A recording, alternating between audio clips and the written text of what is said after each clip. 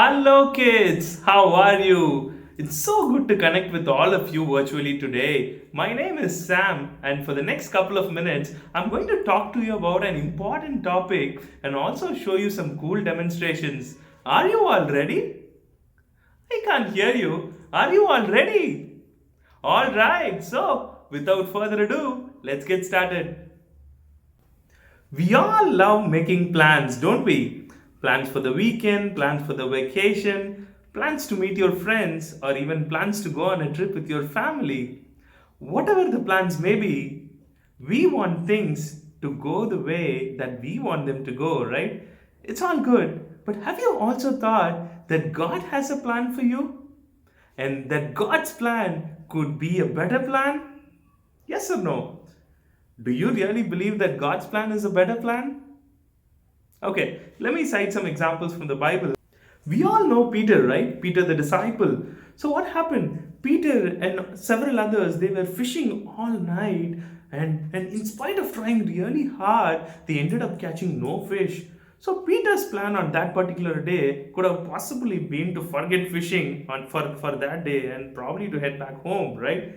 But when Jesus stepped in, Jesus told them to throw the net into the deep waters.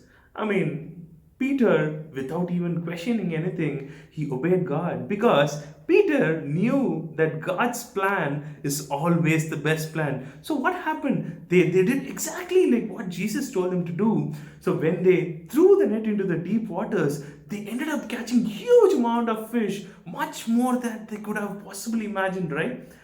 Sometimes, even in our lives, we could have made some plans, right? Let's say plans to go in this particular direction. But God's plan could be totally different. It could be the other way around. It could be to go in the other direction. If you had followed your plan and went ahead in this direction, you could have possibly gotten some teeny tiny benefits or even probably ended up being a failure. But if you follow God's plan, you will end up getting really amazing things, much more that you could possibly think of. You know why? Because God's plan is always the best plan. Let me show you a very cool experiment which is self explanatory. Watch this video and we can talk right after.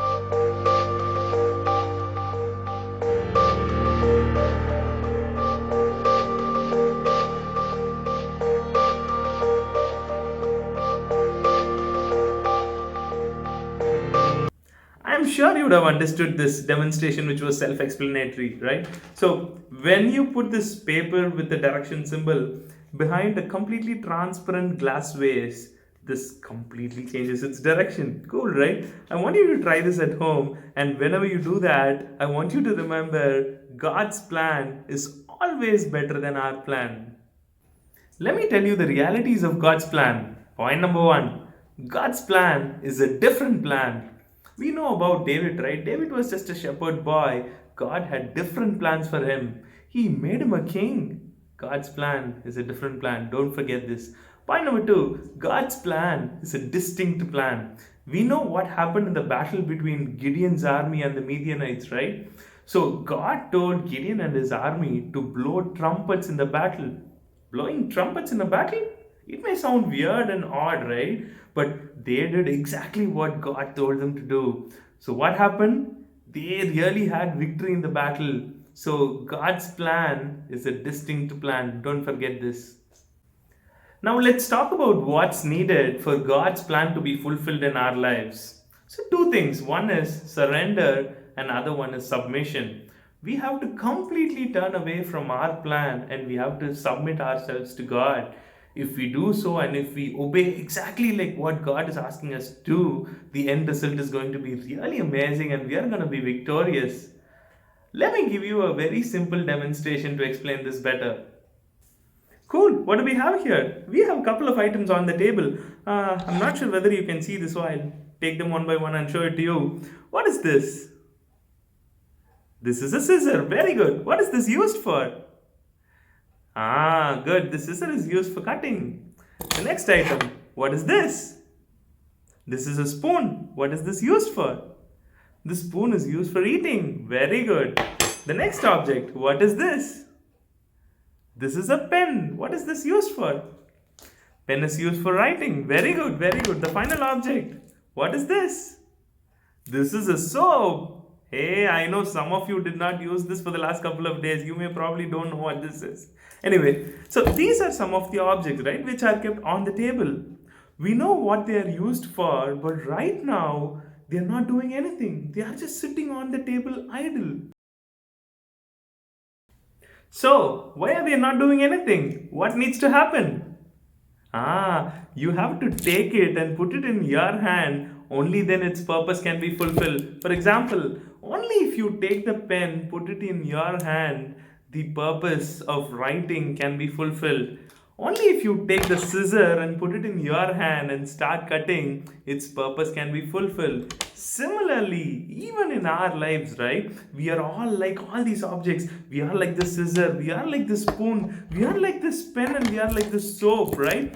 So, unless we surrender to God and get in God's hands, his purpose and His plan in our lives will not be fulfilled. We will be sitting idle like these objects.